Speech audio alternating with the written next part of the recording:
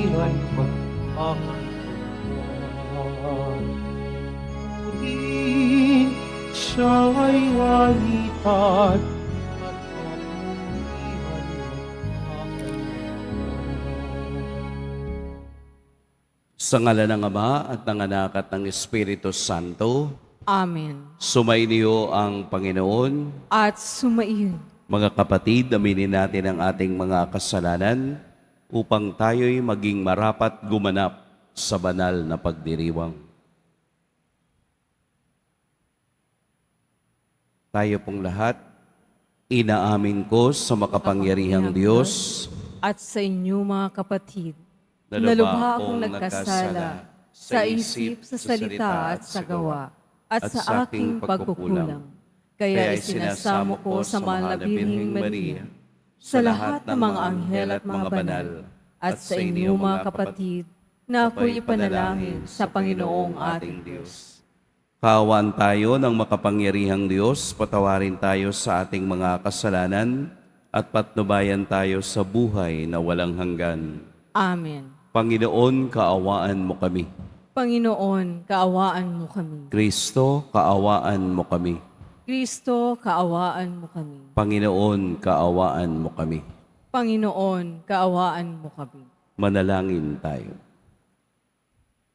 Ama naming makapangyarihan, ang pananampalataya, pag-asa at pag-ibig namin ay iyong dagdagan at gawing mong mahalin namin ang iyong mga kautusan upang sa mga pangako mo kami maging dapat makinabang sa pamamagitan ni Hesukristo kasama ng Espiritu Santo magpa sa walang hanggan. Amen. Magsipo muna po ang lahat. Pagbasa mula sa sulat ni Apostol San Pablo sa mga taga-Efeso. Mga anak, sundin ninyo ang inyong mga magulang, alang-alang sa Panginoon, sapagkat ito ang nararapat. Igalang mo ang iyong ama at ina. Ito ang unang utos na may kalakip na pangako. Ganito ang pangako. Ikaw ay giginhawa at lalawig ang iyong buhay rito sa lupa. Mga magulang, huwag ninyong ibuyo sa paghihimagsik laban sa inyo ang inyong anak dahil sa malabis ninyong kahigpitan. Sa halip, palakihin sila sa tuntunin at aral ng Panginoon. Mga alipin, sundin ninyo ang inyong mga Panginoon dito sa lupa ng buong galang, takot at katapatan na parang si Kristo ang inyong pinaglilingkuran. May nakakikita man o wala, ganyan ang gawin ninyo. Hindi upang magbigay lugod sa mga tao, kundi dahil sa kayo'y lingkod ni Kristo at kusang loob na gumaganap ng kalooban ng Diyos. Maglingkod kayo ng may mabuting kalooban na parang sa Panginoon kayo naglilingkod at hindi sa mga tao lamang. Sapagkat alam ninyong gagantihan ng Panginoon ang bawat mabuting gawa nino man, alipin man o malaya. Mga Panginoon, maging mabuti kayo sa inyong mga alipin at huwag silang pagbantaan sapagkat alam ninyong kayo'y parehong alipin ng iisang Panginoon na nasa langit at walang itinatangi. Ang salita ng Diyos. Salamat sa Diyos. Ang poong Diyos ay tapat, pangako niya'y magaganap. Ang pong Diyos ay tapat, pangako niya'y magaganap. Magpupuring lahat sa iyo, O Panginoon, ang iyong nilalang. Lahat mong nilikha ay pupurihin ka at pasasalamatan. Babanggitin nilang tunay na dakila ang iyong kaharian at ibabalitang tunay kang dakilat makapangyarihan. Ang pong Diyos ay tapat, pangako niya'y magaganap. Dakila mong gawa upang matalastas ng lahat ng tao. Mababatid nila ang kadakilaan ng paghahari mo. Ang paghahari mo'y sadyang walang hanggang, hindi magbabago. Ang pong Diyos ay tapat, pangako niya'y magaganap. Di ka bibiguin sa mga pangako, pagkat ang Diyos ay tapat. Ang kanyang ginawa kahit ano ito ay mabuting lahat. Siya'y tumutulong sa lahat ng tao na may suliranin. Yaong inaapi, inaalis niya sa pagkagupiling. Ang pong Diyos ay tapat, pangako niya'y magaganap. Magsitayo na po ang lahat.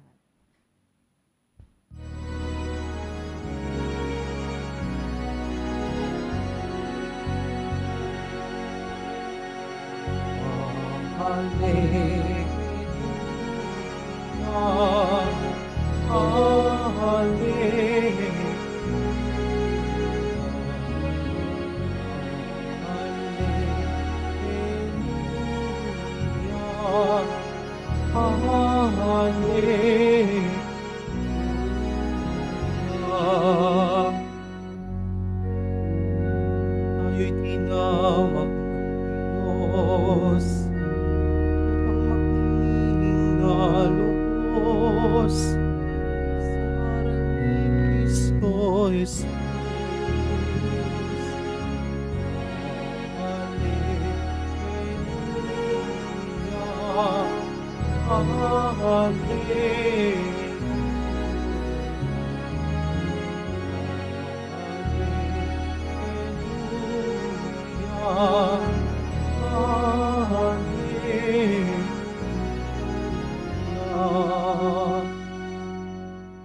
Sumainyo ang Panginoon. At sumairing, Ang mabuting balita ng Panginoon ayon kay San Lucas. papuri sa iyo, Panginoon.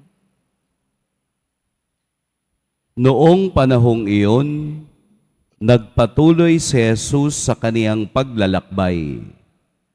Siya'y nagtuturo sa bawat bayan at nayon na kaniyang dinaraanan patungong Jerusalem.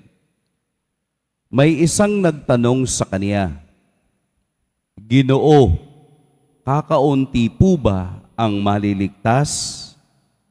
Sinabi niya, "Pagsikapan ninyong pumasok sa makipot na pintuan. Sinasabi ko sa inyo, marami ang magpipilit na pumasok, ngunit hindi makapapasok. Kapag ang pinto'y isinara na ng puno ng sambahayan, magtitiis kayong nakatayo sa labas at katok ng katok. Sasabihin ninyo, Panginoon, papasukin po ninyo kami. Sasagutin niya kayo, hindi ko alam kung taga saan kayo. At sasabihin ninyo, kumain po kami at uminom na kasalo ninyo, at nagturo pa kayo sa mga lansangan namin. Sasabihin naman ng Panginoon, hindi ko alam kung taga saan kayo. Lumayo kayo sa akin, kayong lahat ng nagsisigawa ng masama. Tatangis kayo at magngangalit ang inyong mga ngipin kapag nakita ninyong nasa kaharian ng Diyos sina Abraham, Isaac at Jacob at ang lahat ng propeta. At kayo nama'y ipinagtabuyan sa labas. At darating ang mga tao buhat sa silangan at kanluran, sa hilaga at timog, at dudulog sa hapag ng kaharian ng Diyos. Tunay ngang may nahuhuling mauuna at may nauunang mahuhuli. Mga kapatid, ang mabuting balita ng Panginoon. Pinupuri ka namin, Panginoong Kristo. Magsiupo muna po ang lahat. Magandang umaga po sa lahat. Kahapon sa ating ebanghelyo, tayo ay binigyan ng aral o katuruan ni Jesus kung ano ang kaharian ng Diyos. Nagbigay siya ng dalawang simbolo. Una ay ang simbolo ng mustard seed o yung buto ng igos. At ang ikalawa ay ang lebadura o arinang may lebadura. So pagkatapos na ito ay kaniyang maipaliwanag, ngayong ebanghelyo naman ay sino ang makapapasok sa kaharian ng Diyos. Ano ang sagot ni Jesus? Pag sumikapan ninyo, ibig sabihin, ang lahat ay bukas sa pagpasok, pero pag susumikapan ninyo, kaya ito ang hamon sa ebanghelyo ngayon. Pag sumikapan nating makapasok sa kaharian ng Diyos. Bakit ba tayo nagpipilit pumasok sa kaharian ng Diyos? Dahil totoong may kaharian ng Diyos at totoo ring mayroong impyerno. Mayroong eternal life at mayroong eternal damnation. Mayroong kasalanan ng tao na siyang nagpapahiwalay upang siya'y makapasok sa langit. Ano po iyon? The sin of presumption. Maraming tao ang palaging mayroong nagagawa sa sin of presumption.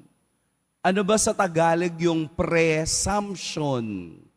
Yun bang nagpapalagay? Palaging ipinalalagay niya na siya ay ligtas na.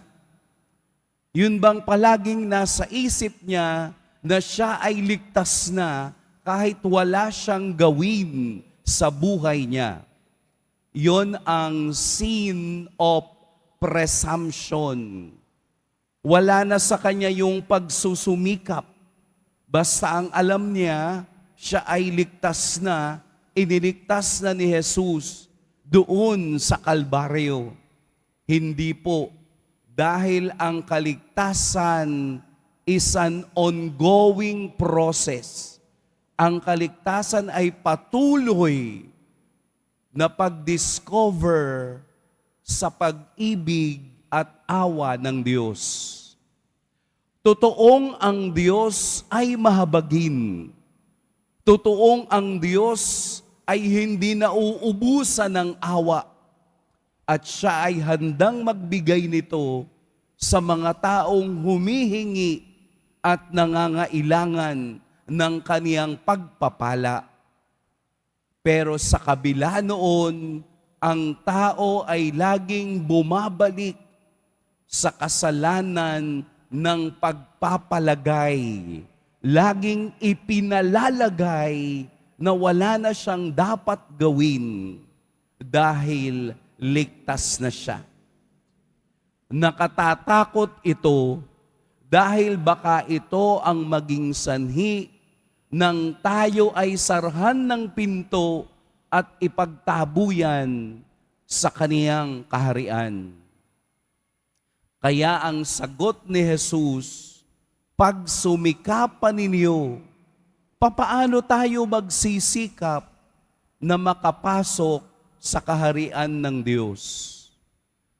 Bilang Kristiyano, bilang mananampalataya na patuloy na naglalakbay upang tayo'y makarating doon, pag sumikapan natin sa araw-araw na makita ang kahinaan natin at ito ay maihingi ng tawad sa Diyos. Hindi pwede na araw-araw mayroon kang ginagawang kasalanan, pero nagsisimba ka, it is a presumption. Ito ay pagpapalagay na ang akala mo ang iyong pagsisimba at paglilingkod sa Diyos ay magiging daan ng kaligtasan kung walang pagpapakumbaba, kung walang pangungumpisal ng mga kasalanang aking nagawa, mortal or venial sin, hindi ako tatanggapin sa kaniyang kaharian. Ang sin of presumption ang nagpapahiwalay sa atin sa Diyos. Ano pa ba yung laging ipinalalagay ng tao? Sa tingin ninyo, ano pa? Magnanakaw ka, snatcher ka, papasok ka sa simbahan ng Quiapo, itataas ang kamay kay Nazareno, ipagdadasal niyang, sana may madukutan ako ngayon.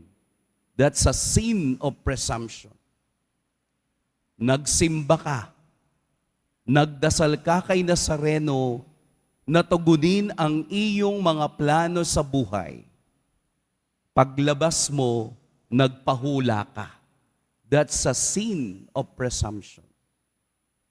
Nagsimba ka, deboto ka ni Nazareno, humingi ka sa kanya ng pagpapala. Paglabas mo, bumili ka ng anting-anting. That's a sin of presumption. Hindi ito makapagdadala sa atin sa kaniyang kaharian. Plain and simple. Binibigyan tayo ni Jesus na marami ang mauuna at mauuna ang mahuhuli, sapagkat tayong lahat ay binibigyan ng pagkakataon na manumbalik sa kaniyang pag-ibig, sa kaniyang walang hanggang awa sa pamamagitan ng sakramento ng kumpisal. Huwag nating hayaan kung kailan matatapos ang ating buhay, kung kailan hindi na natin kayang magsalita, kung kailan hindi na natin kayang ideklara sa Diyos sa pamamagitan ng bibig ang kasalanang iyan, tsaka pa lang tayo magsasabing, Lord, patawad. Huwag nating hintayin na sa dulo ng buhay, doon lamang natin maiisip na tayo pala ay nasa ilalim ng kasalanan ng pagpapalagay. Let us not assume salvation. Let us work for our salvation. Araw-araw, nililinis tayo ng Diyos. Kung ikaw ay nakikipag-ugnay sa Diyos, ito ay mangyayari at makikilala ka ng Diyos dahil lumalapit ka sa Kanya. Huwag kang manatiling anonymous sa Diyos. Lumapit ka sa Kanya upang makita niya ang tunay na kulay ng kaluluwang inaalagaan mo. Huwag nating masyadong alagaan ang katawan. Ang alagaan natin ay ang kaluluwang maglalakbay patungo sa Diyos. Hindi masamang pangalagaan ang katawan sapagkat ito ang templo ng Diyos. Kaya lang, kung magkahiwalay ang katawan sa puso at isip, ito yung naglalayo upang makita nating importante pala ang kulay ng kaluluwa kesa sa kulay ng aking buhok. Baka maubos ang pera sa pagpapariband, pero walang bigas at walang ulam. Baka maubos ang kayamanan sa mga bagay na hindi mahalaga, pero hindi natin nabibigyan ng tamang pangangalaga ang nangangailangan. Ang kaligtasan ay investment. Ilan na po ang nailagak natin para sa ating kaligtasan? Ilang porsyento na? Kilala na ba tayo ng Diyos? Kaya ba na nating panindigan ang ating buhay sa araw-araw na ang aking ginagawa ay tama at hindi ako nagpapalagay sa isip ko na ito ay tama? Marami daw tao ang magpipilit pumasok, pero ilalayo sila dahil hindi sila kilala ng Diyos. Let us live simply. Let us live honestly.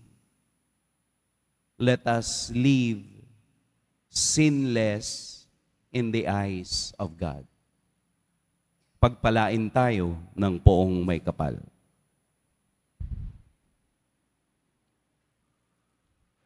Magsitayo na po ang lahat.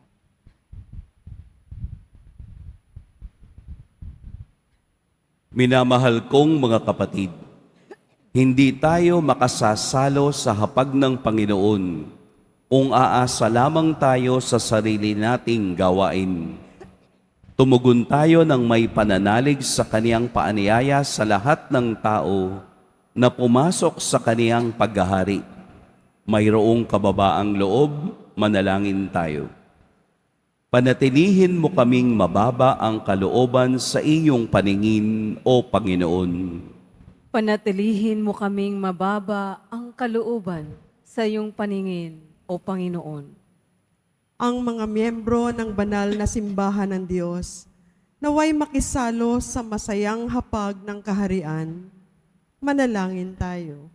Panatilihin mo kaming mababa ang kalooban sa iyong paningin, O Panginoon.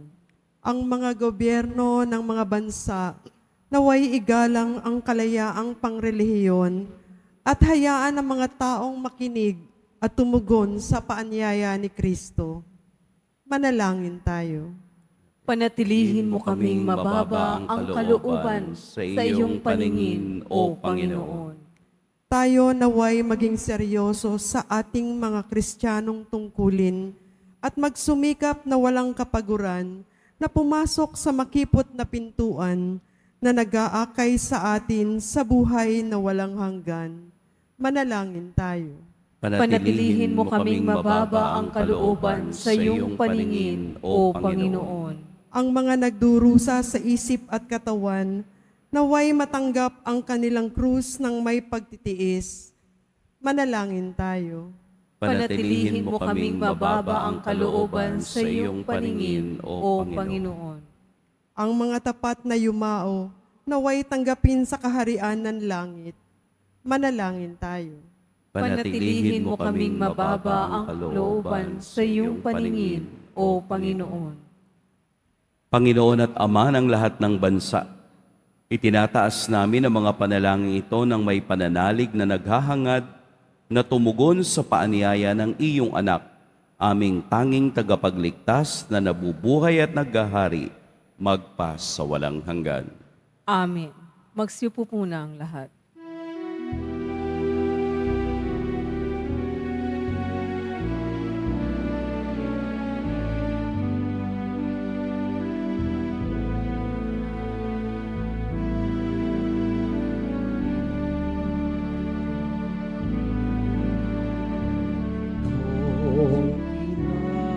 Ay at alam ng nasyo,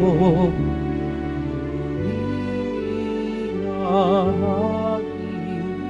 sa putihan mo, ngunit at tanggapin alay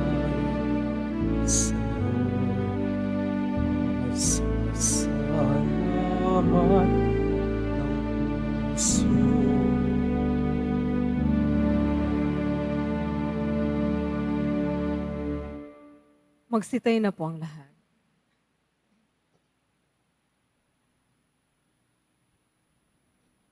Manalangin kayo mga kapatid upang ang paghahain natin ay kalugdan ng Diyos amang makapangyarihan. Tanggapin nawa ng Panginoon itong paghain sa iyong mga kamay, sa kapurihan niya at karangalan, sa ating kapakinabangan, at sa buong sambayanan niyang banal.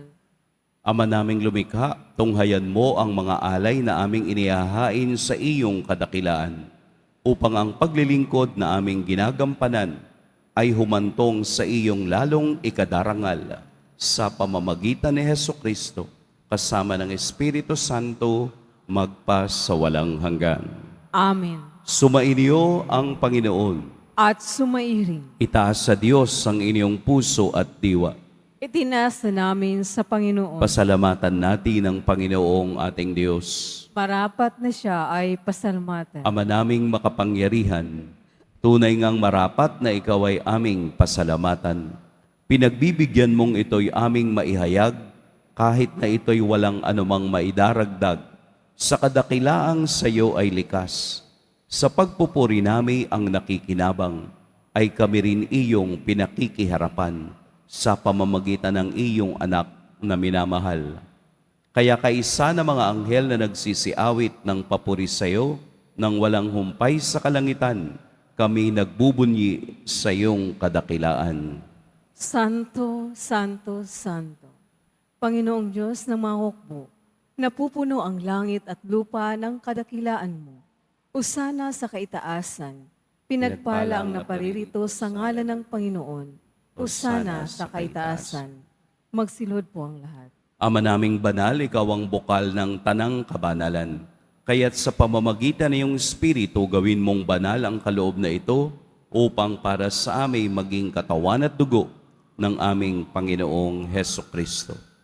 Bago niya pinagtiis ang kusang loob na maging handog, hinawakan niya ang tinapay, pinasalamatan kaniya, pinaghati-hati niya iyon, iniabot sa kaniyang mga alagad at sinabi, tanggapin ninyong lahat ito at kanin, ito ang aking katawan na ihahandog para sa inyo.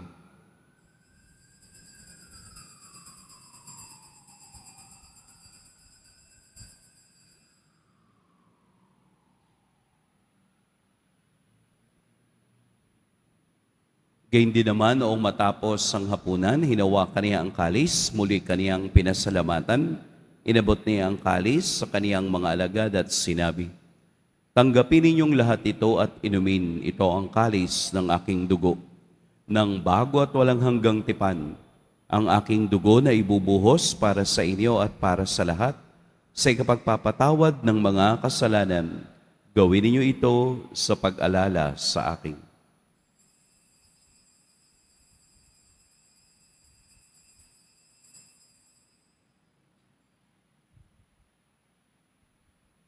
Magsitayo na po ang lahat. Ipagbunyi natin ang misteryo ng pananampalataya. Si Kristo'y namatay, si Kristo'y nabuhay, si Kristo'y babalik sa wakas ng panahon. Ama, ginagawa namin ngayon ang pag-alala sa pagkamatay at muling pagkabuhay ng iyong anak. Kaya't iniaalay namin sa iyo ang tinapay na nagbibigay buhay at ang kalis na nagkakaloob ng kaligtasan. Kami nagpapasalamat dahil kami iyong minarapat na tumayo sa harap mo para maglingkod sa iyo. Isinasamo namin kaming magsasalo-salo sa katawan at dugo ni Kristo ay mabuklod sa pagkakaisa sa pamamagitan ng Espiritu Santo. Ama, lingapin mo ang iyong simbahang laganap sa buong daigdig.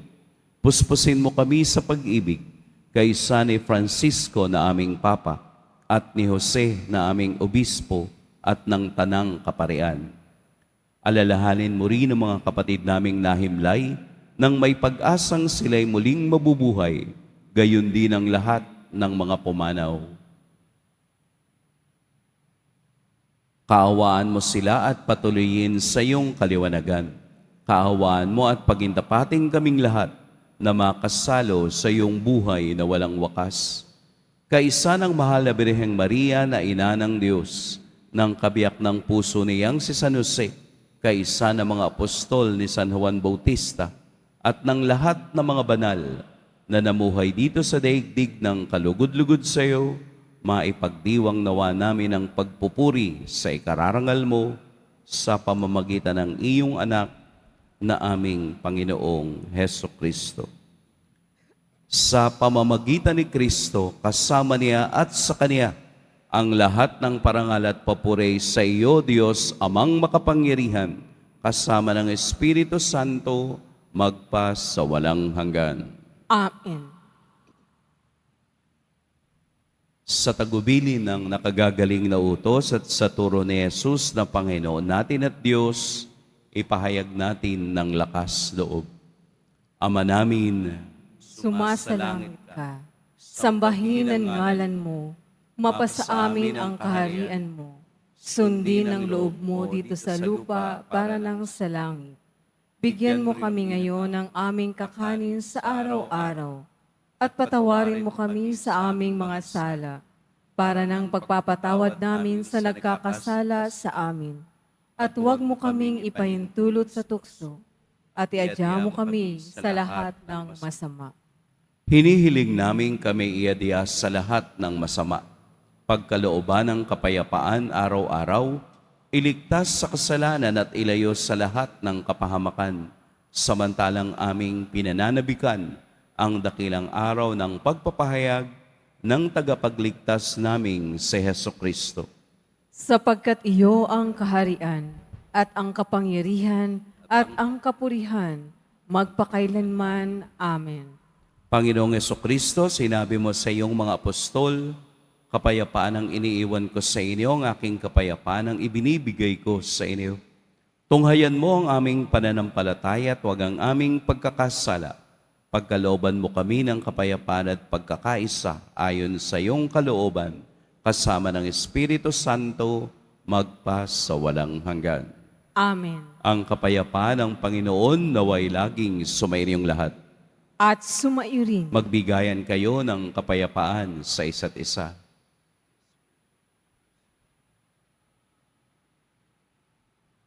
Kordero ng Diyos na nag-aalis ng mga kasalanan ng sanlibutan, maawa ka sa amin. Kordero ng Diyos na nag-aalis ng mga kasalanan ng sanlibutan, maawa ka sa amin.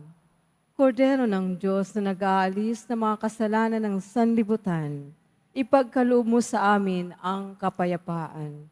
Magsiluhod po ang lahat. Ito ang kordero ng Diyos, ito ang nag-aalis sa mga kasalanan ng sanlibutan. Mapapalad ang inaanyayahan sa kaniyang piging. Panginoon, hindi ako karapat-dapat na magpatuloy sa iyo, ngunit sa isang salita mo lamang ay gagaling na ako.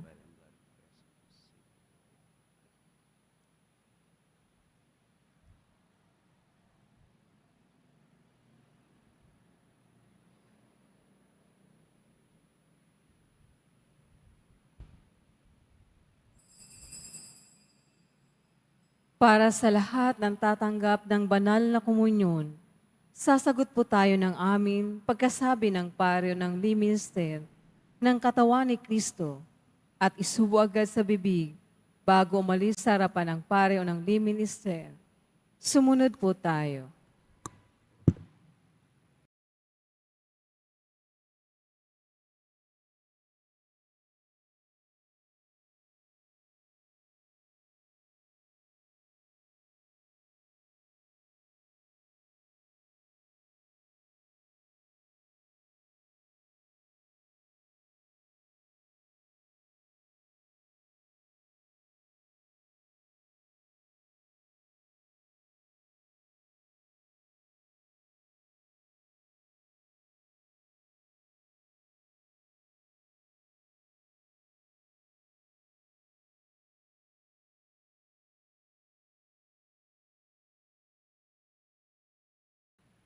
Magsitayo na po ang lahat. Madalangin tayo.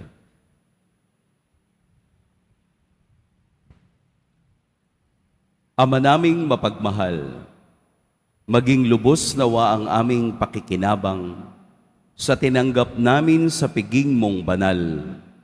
upang ang aming ginaganap ng lantaran ay siyang aming makamtang tunay sa pamamagitan ni Hesu Kristo, kasama ng Espiritu Santo, magpa sa walang hanggan. Amen. Sumainyo ang Panginoon. At sumairin. Yumuko kayo para sa pagbabasbas. Mahal na Poong Jesus Nazareno, inihayag mo sa pamamagitan ng krus ang walang maliw na pag-ibig ng Diyos sa sangkatauhan. Pakinggan mo po ang kahilingan at dalangin ng iyong angkan na nagsusumamo sa iyo. Makamtan nawa nila ang iyong katugunan at tanggapin ang kasagutan na may utang na loob na tinatanaw. Basbasan din po ninyo ang mga daladala nilang mga imahen at dasalan. Sa pamamagitan ng bendisyon na ito, naway maalala nila ang mga pangako nila noon sa biniyag na ikaw ang kanilang iibigin at paglilingkuran bilang Panginoon magpa sa walang hanggan. Amen. At pagpalain kayo ng makapangyarihan at mapagmahal na Diyos, ang Ama at Anak at Espiritu Santo. Amen. Humayo kayong taglayang kapayapaan ng Poong Jesus Nazareno. Salamat sa Diyos.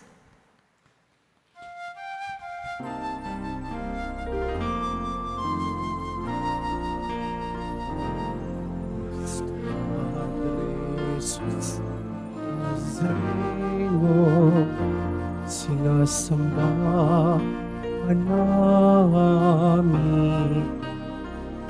Initinto ka namin, parang ang aming buhay at pag-asa sa Padre Jesus Nazareno. Tas mo kami sa kasalanan, ang puso pinamatayan ay sa isang pag-asan. Nuestro Padre Nazareno, pinananay ang Nuestro Padre Jesus Nazareno,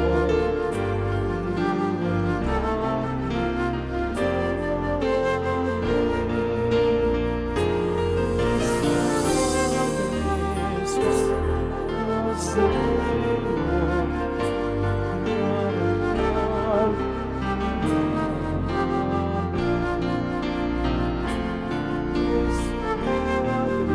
Jesus